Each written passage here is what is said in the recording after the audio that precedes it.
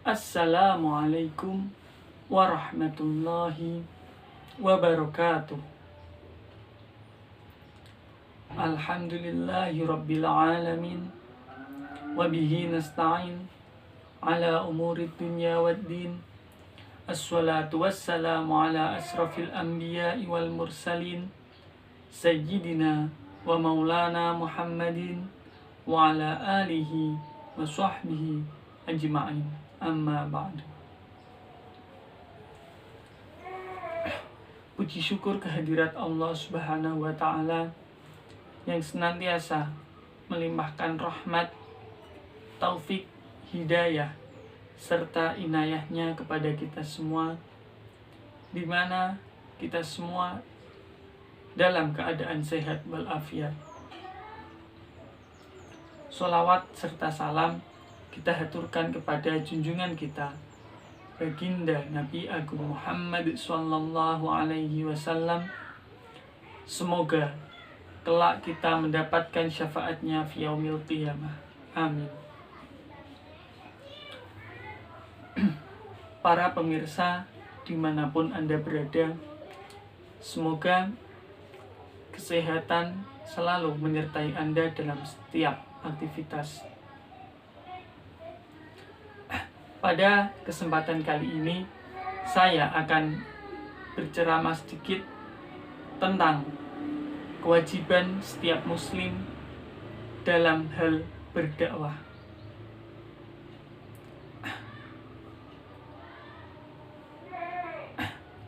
Kita semua sudah sepakat bahwa dakwah adalah menyeru kepada kebaikan.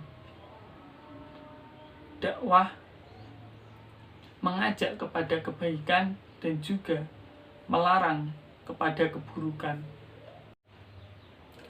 Mengenai kewajiban berdakwah sudah disebutkan dalam Al-Quran dan juga hadis Rasulullah. Di antaranya yang populer yaitu Quran Surah Ali Imran ayat 104 yang artinya, dan hendaklah ada di antara kamu segolongan umat yang menyeru kepada kebaikan, memerintahkan kepada yang ma'ruf dan mencegah dari yang mungkar. Maksud dari ayat ini adalah jadilah kamu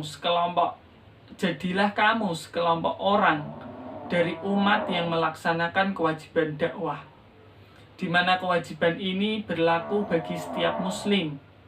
Siapapun yang melihat kemungkaran, maka hendaklah ia mengubah dengan tangannya. Kalau tidak mampu, hendaklah mengubah dengan lisannya. Kalau tidak mampu, hendaklah mengubah dengan hatinya. Dan itulah selemah-lemahnya iman. Itu hadis riwayat Bukhari Muslim.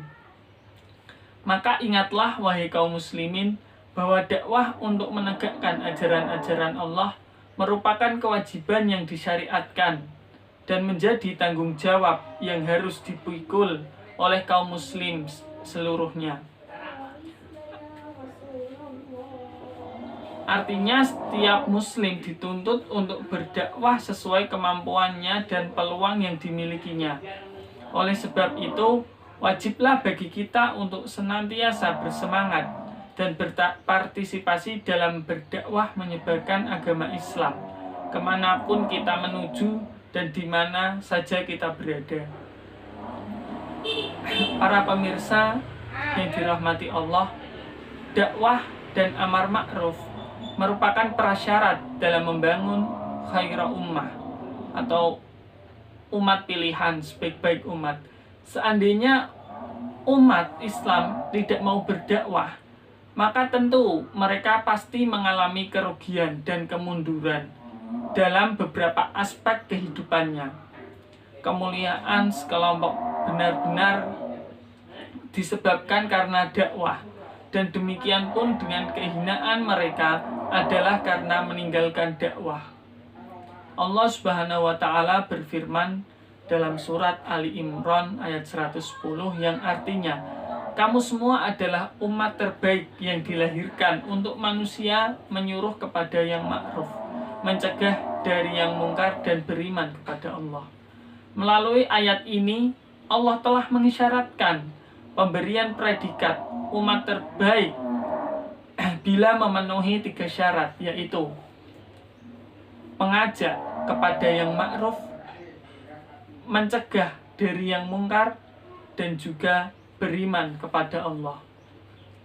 Para pemirsa yang dirahmati Allah, dakwah itu merupakan pekerjaan terbaik sesuai firman Allah yang artinya, siapakah yang lebih baik dari perkataannya daripada orang yang menyeru kepada Allah, mengerjakan amal soleh, dan berkata, sesungguhnya aku termasuk orang-orang yang berserah diri.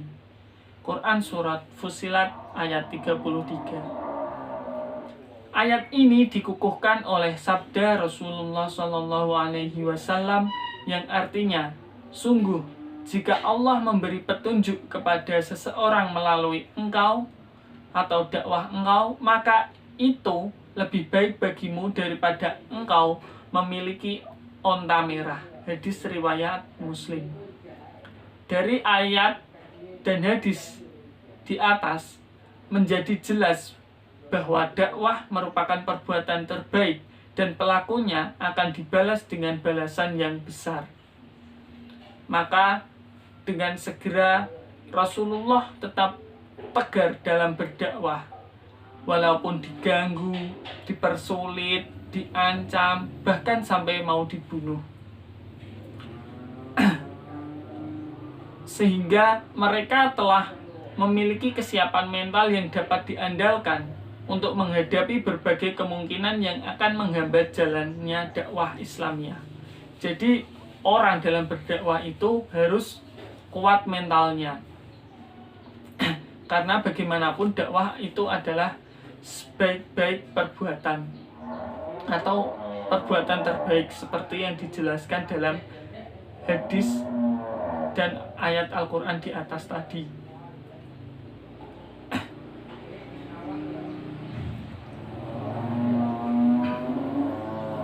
Marilah kita sejenak merenung dan meresapi perjuangan baginda kita Nabi Agung Muhammad SAW dan juga para sahabat dalam berdakwah. Dulu mereka berdakwah itu sampai disiksa, diteror, ada yang mau dibunuh, bahkan ada pula yang diboikot agar ekonominya jatuh, ekonominya lumpuh. Namun mereka itu selalu tabah dan tetap bertekad membara menegakkan agama Allah. Dakwah itu bertujuan tersebarnya kebenaran pada umat manusia, khususnya pada umat muslimin, agar senantiasa memperbaiki kualitas hidupnya, agar para hamba semakin giat dan rajin dalam beribadah kepadanya. Lalu mereka membela Islam, mendakwahkan Islam semampunya, sehingga dengan usaha mereka, setelah rahmat Allah, manusia masuk Islam dengan berbondong-bondong. Maka alangkah bahayanya kalau dakwah itu sampai tidak berjalan. Misal mogok total tanpa ada yang menjalankan. Bagaimana dengan umat